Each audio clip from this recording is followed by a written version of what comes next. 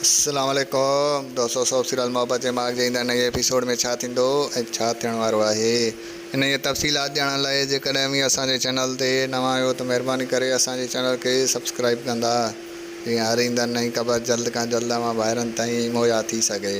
दोस्तों, हाणे हलूं था ड्रामे जी तफ़सीलात जी तरफ़। तव्हांखे ॾेखारियो वेंदो त ईंदड़ नई एपिसोड में ऑफिसर पंहिंजी जेको आहे बुज़दिली खे ज़ाहिर करे उन्हनि खे जेको आहे मोर जो रस्तो ॾेखारे छॾींदो ऐं हू मोर खे उतां वठण जी कोशिशि कंदा। तंहिंखां पोइ ऑफिसर उन्हनि खे ॿांहूं ॿधंदो त इन मोर खे तव्हां हमेशह लाइ वठी वञो।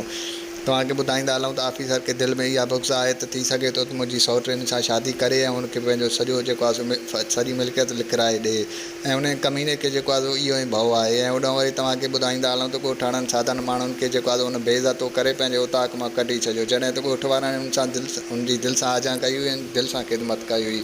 हक़ीक़त इहा आहे त शहर वारा माण्हू पथर दिलि आहिनि ऐं ॿाहिराड़ी जा माण्हू साबरीन ऐं महिमान पसंदि आहिनि।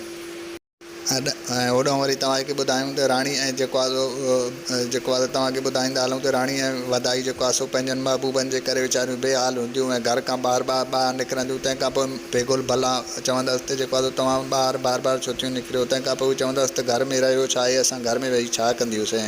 ऐं होॾां वरी तव्हांखे ॿुधाईंदा हलूं त मुझेरी ईंदा नए एपिसोड में जेको आहे सभिनी ॻोठ वारनि खे गॾु करे ऐं उन्हनि खे चवंदो त जेको आहे थोरो थोरो करे गॾिजी खाईंदासीं। बहरहाल जेको आहे सो अलाह ख़ैरु कंदो। मोर वारा ऐं जेको आहे ॻोठ वारा जेके शहर विया आहिनि उहे तमामु जल्द पैसा खणी वापसि ईंदा। ऐं होॾां वरी तव्हांखे ॿुधाईंदा हलूं त रांझनि जेको आहे सो मोर वटि मिलणु वियो आहे ऐं मोर खां पैसा खणी ॻोठ वापसि मोटी वेंदो। ऐं होॾां वरी तव्हांखे ॿुधाईंदा हलूं त जेको आहे सो लालू वारनि त उन्हनि खे जेको आहे 200 रुपया कुल मस्तु ॾिना त हू हाणे उहे खणी ॻोठ छा वञी करे हा। तंहिंखां पोइ हू शर्म मां ॻोठ न पियो वञे। तव्हांखे ॿुधाईंदा हलूं त मोर उनखे पैसा ॾींदो ऐं घर वेंदो। तव्हांखे मुंहिंजो रिपोर्ट कीअं लॻो कमेंट में पंहिंजो राय ॾींदा। वठंदासीं इजाज़त, मिलंदासीं नए वीडियो में। तेसिताईं रखंदा पंहिंजो